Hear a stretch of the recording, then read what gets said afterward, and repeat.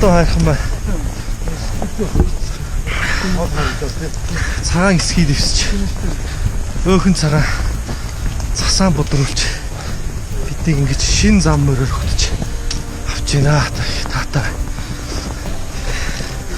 Тэгэхээр нэг эзэн хайрхан, аав хайрхан ханш нэгдэж байгаа энэ сайхан өдөр илгэн дэвсч хор бороогоо хайрлаж мөнх хөхт ингэ сайхан үлээж өгч байна.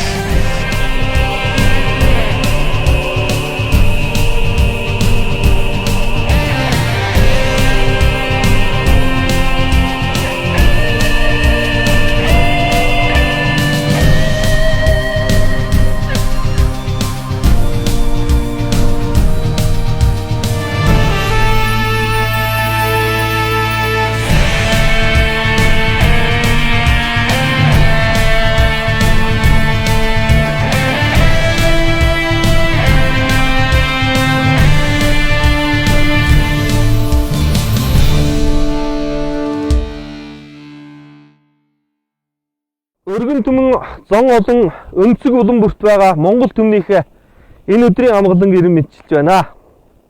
Их хурлын гишүүн Самандын Жавхлан миний бие энэ удаад улсын хурлын танхимаас биш уул усныхаа ориглоос та бүхэнтэйгээ мэдчилж байна. Та бүхэн минь сайхан аварцгааж байна уу? Ханш нээж хамаг бүхэн сэрлээ. Хавар эхэлж өрн цаг ирлээ. Мөнх хөх тэнгэр минь болгоон сойрхох болтугай. Монгол түмэн минь мэрэгэн оюунда тунгаах болтугай. Өөрийн хэдэн сар бодсон, чилээсэн, ажсан анзаарсан бүхнээ би уул ус, мөнх тэнгэр, Монгол түмэндээ хуваалцъя гэж санаж зорин энд ирлээ. Улс оронд маань өдрөөс өдөр, цагаас цагт асуудлууд улам бүр хурцдаж байна. Улс оронд маань сараас сар, жилээс жилд сайнаасаа илүү муу мэдээ чихт элсэж байна. Улс оронд маань эгэл түмэн минь инээх биш айдастай амьдардаг боллоо. Миний бие их хурлд бие даан нэр дэвшиж мэрэгэн түмнийхээ сонголтоор Монгол улсын их хурлын гишүүн хэмээх мэрэгэн сайхан цэцэн суудалд хэдийгээр тухтан суусан боловч эрх мэдэл цар хүрээний хувьд дан ганцаар шийдэж чадал үл хүрэх асуудлууд хязгаарлагдмал байна. Гэхдээ миний бие бодол оюун санаагаа чилээхэд хизээч залхууралгүй. Би сэтгэл өөрийн зорилгыг огоорч умарталгүй өнөөдрийг хүртэл бүхнийг ажин харж тунгаан бодож суулаа. Үннээсээ илүү худал давмгайлдаг. Бодтоосоо илүү хийсвэр их нөлөөлж байна. Иргэндээ зориулсан биш, өөрсөндөө зориулсан явцын хүрээнд хуйлаа баталж байна. Гэвч ганц дайчин ганцаардахгүй гэдэг хөхөвүүдийн зүрэг байдаг. Өнөөдөр энэ үг энэ цаг үед надад илүүтэй их бодогдож зогших болсон. Монголчууд хоорондоо хэрэлдэж, нэгнээ зүхэж, эвдрэлцэж, дээдхэн суудлаа олохгүй бол доотхон гүйдлээ олохгүй гэдгийн үлгэрийг энэ намар их хурл гэдэг танхимд орж суусан цагаасаа хойш нүднээ бэлхэн харж байна.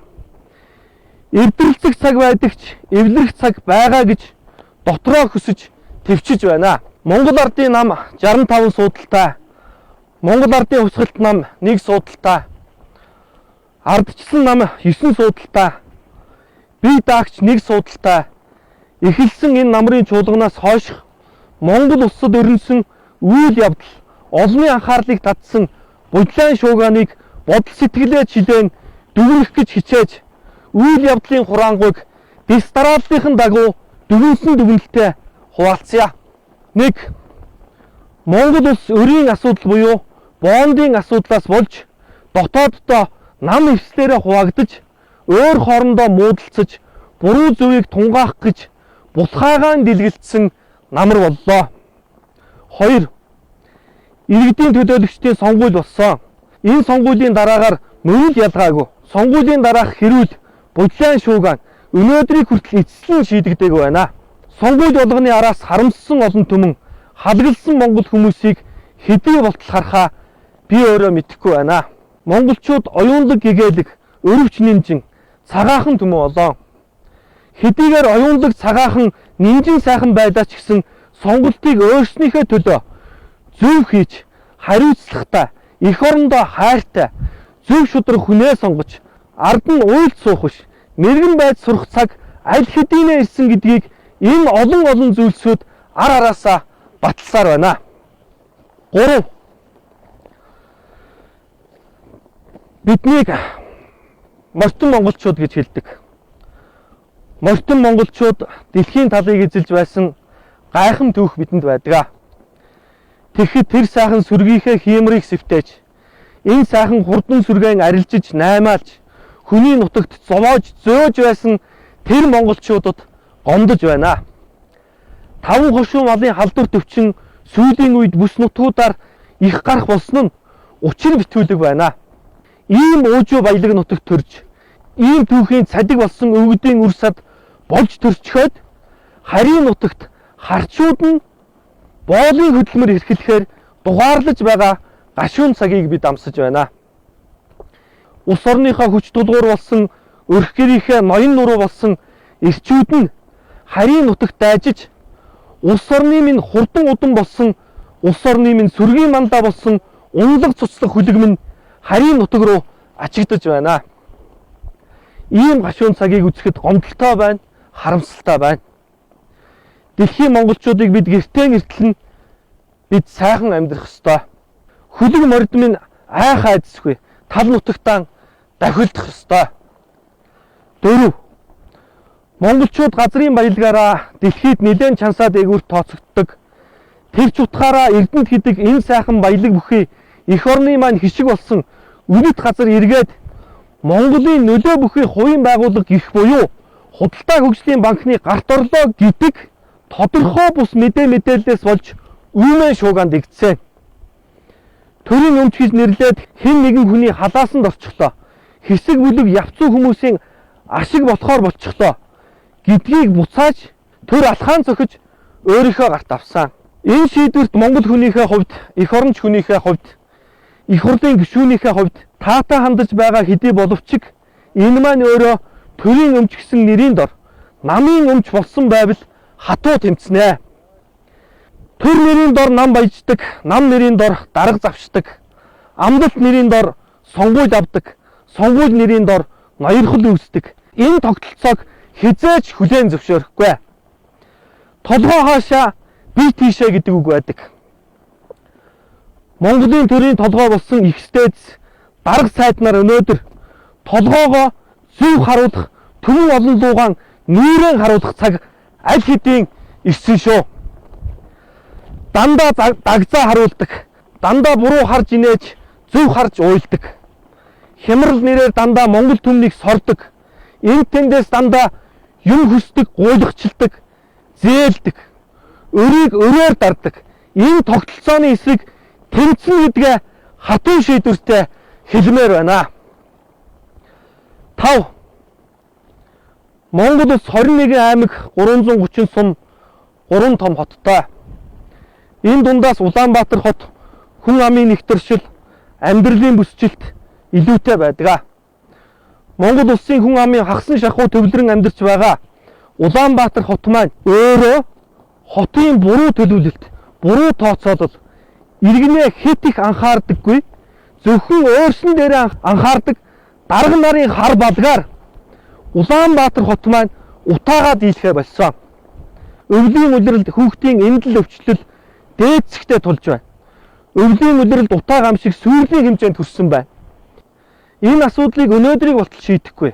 Өөрийн эхнэр хүүхдийг гадны улс орон зөөлөн далайн эрэг элсэн дээр хэвтүүлэхийн төлөө хулгай хийж байгаа дарга нартай тэмцэнэ. 6.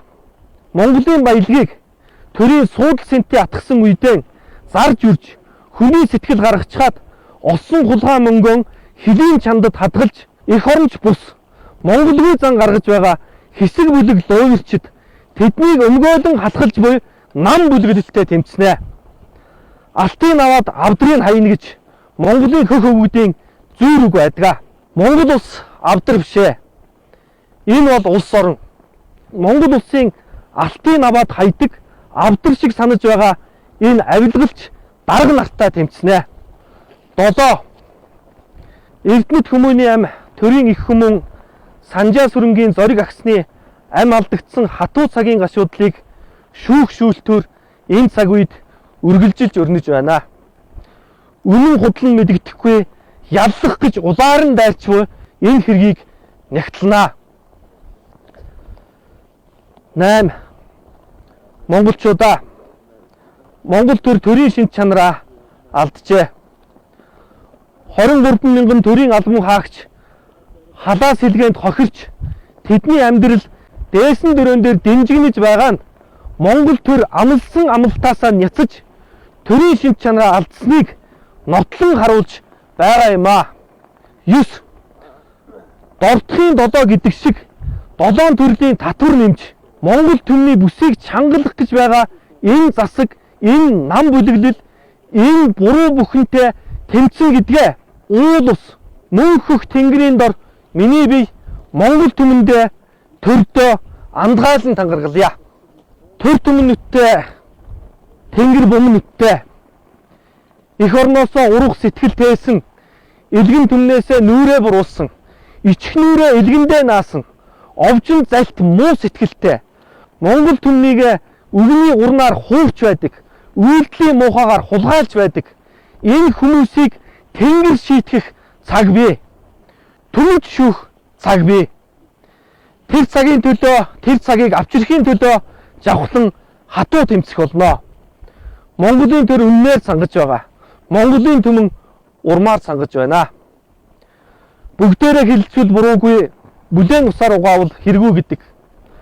Ихэс дээдэс доодос энгийн түмэн их жахтуу хямбгооч байсан. Өнөөдөр гэр гертэ гудамдаа орон байранда ажил төрөлдөөн байгаа бүх газартаа үнний төлөө хүчийг хураагаач. Бид хэлэлцэх ёстой. Бид ярилцах ёстой цаг нь ирсэн. Бидэнд гарц байгаа. Бид хувьсах ёстой.